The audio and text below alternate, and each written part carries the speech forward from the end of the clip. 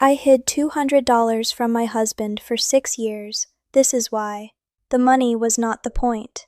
I need you to understand that before I tell you anything else, before I tell you where I hid it, or how I built it, or what happened the one time I came close to being found out, the money was never the point. $200 over 6 years is not a fortune. It is not even a plan. It is barely a beginning. But inside the life I was living, inside the household I had built with a man who was not cruel and not unkind, and who genuinely believed he was providing everything I needed, that $200 was the only object in my entire world that answered only to me. And there is no way to explain what that meant without first explaining what it meant to live in a world where nothing else did. My name is Miriam, and this is Miriam the Amish, the channel where I finally say the things my community would never allow me to say out loud. I grew up Old Order Amish in Lancaster County, Pennsylvania, and I left a few years ago. If you want to hear the truth about Amish life from someone who actually lived it, please subscribe, like this video, and turn on the notification bell so you never miss a story.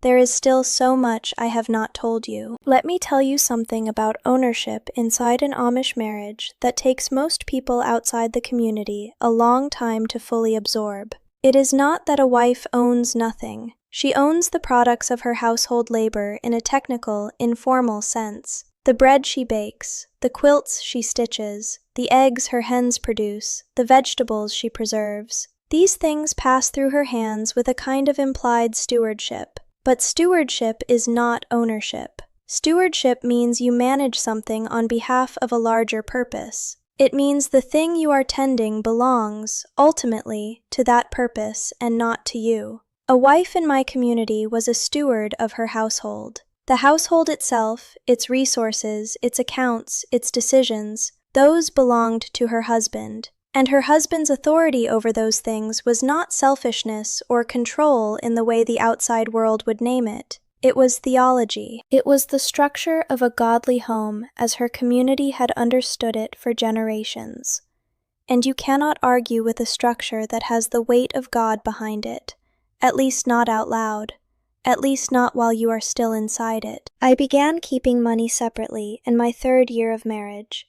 It started smaller than $200. It started as $11 I had left over from an errand run, money my husband had given me for supplies, and which had come back with a remainder because the prices had been lower than expected. I held that remainder in my hand on the drive home, and I thought about handing it back when I got there. I thought about it carefully, and then I thought about a conversation I had wanted to have with my husband for months, about a decision he had made about the farm that I had a different view on, a conversation I had not been able to have because the language for it did not exist between us. And I put the $11 in the pocket of my dress, and I kept it there. I want to be honest about what that felt like, because I think the honesty matters. It did not feel like stealing. It did not feel like defiance. It felt like putting something small and solid into a pocket that had been empty for 3 years. It felt like ballast, like weight that was mine, that moved when I moved, that would be there when I reached for it. Over the following months, I became very quiet and very deliberate about it. Produce sales where I recorded slightly less than I received. Mending work for English neighbors paid in cash that did not touch any account. The occasional small difference between what I was given for errands and what I spent. I was not systematic about it the way someone with a plan would be. I was opportunistic in the way someone with a need is, finding the small gaps the system left open and folding myself into them without drawing attention. By the end of the 2nd year, I had nearly $60 in a square tin that had once held crackers, hidden behind the false bottom of my sewing box, a piece of cardboard I had fitted there myself over 2 careful afternoons while my husband was in the fields. By the end of the 4th year, it was closer to $150. By the end of the 6th year, it was $200 and some odd, and the tin had become something I thought about every day, not with guilt exactly, and not with pride exactly, but with a particular quiet awareness, the way you are aware of a heartbeat, steady and present, and entirely yours. I want to pause here because I know some of you are already asking the question I asked myself for years inside that life, and I want to address it before I go further. Was it wrong? Was what I was doing dishonest? Please subscribe to Miriam the Amish, like this video, and turn on the notification bell, and stay with me, because the answer I found in therapy, years after leaving, is not the one I expected, and I think it will matter to some of you more than almost anything else I have said on this channel. The one time I came close to being found was in the 5th year. My husband was looking for thread in my sewing box, and I was across the room, and I watched his hand move toward the bottom, and I felt something go very cold and very still inside me. He found the thread without lifting the cardboard. He did not look further. He closed the box and held up the spool and said, "Is this the right one?" And I said yes, and my voice came out completely ordinary, and I do not know to this day how that was possible. After he left the room, I sat down on the edge of the bed, and I realized my hands were shaking. And I sat with the shaking, and I tried to understand what I had felt in that moment when his hand moved toward the bottom of the box. It was not simply the fear of being caught, though that was there. It was something older and deeper than that.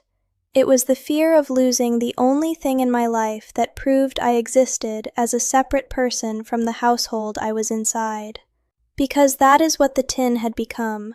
Not money, proof. Proof that there was a Miriam who made decisions, small, private, irreversible decisions, who had needs of her own that she had met with her own hands through her own labor, who had an interior life that was not fully visible to the person who shared her bed and her table and her days.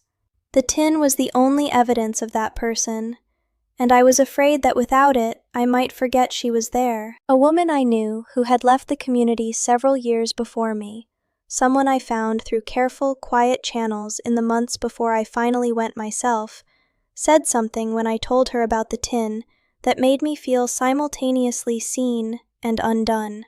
She said, "Of course you kept it." She said it the way you state something obvious, without drama, without judgment.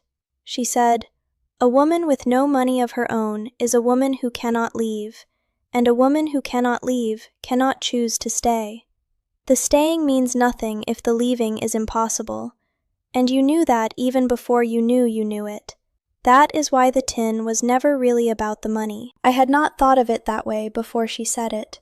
I had thought of the tin as a safety measure, as insurance against some undefined future difficulty. I had not thought of it as the difference between a choice and a condition, but she was right. The $200 in a cracker tin behind a cardboard bottom was not a nest egg. It was the difference between a woman who was staying because she had chosen to, and a woman who was staying because she had no idea what else to do. And that difference, even unspent, even hidden, even never spoken of, changed something in how I understood my own life from the inside. In therapy, after I left, I brought this up because I had carried something like shame about it for a long time. The sense that hiding money from my husband was a form of dishonesty that reflected something broken in me. My therapist listened, and then she said something I want to pass on, exactly because it mattered so much to me. She said, "Financial secrecy inside a relationship where one person controls all the resources is not the same moral category as financial deception between equals." She said, "When someone has been denied access to resources, to economic autonomy, to the basic tools of self-determination, meeting that need quietly and privately is not deception. It is survival. And survival," she said, "has its own ethics, especially when the alternative is asking permission to exist." I took the tin with me when I left. I want to tell you that plainly because I think it matters to the shape of the story. I left early on a Thursday morning with one bag, and that tin, and 24 years of knowing how to work hard and nothing else. The $200 got me a bus ticket and 1 week in a room at a house run by a woman who helped plain people make the crossing. It was not enough to build a life on. It was enough to begin one. And beginning, I learned, is the only thing the money ever needed to be for. If you have ever kept something small and secret, not because you were ashamed of it, but because it was the only proof you had that you were still a separate person inside a life that had very little room for separate people, I see you. If you have ever held money in your hand and felt not greed, but something closer to gravity, something solid and real that moved when you moved and answered only to you, I see you. If you ever built something quietly and privately in the gaps the system left open, because the system had given you responsibility without giving you any of the ground beneath it, you were not dishonest. You were a person making sure that when the moment came to choose, you would actually be able to choose. The moment came. You deserved to be ready for it. You still do. If this story reached something in you, please subscribe to Miriam the Amish, like this video, and turn on the notification bell so you never miss what comes next. There is still so much I have not said. Until next time, choose your freedoms wisely. They might just save your life.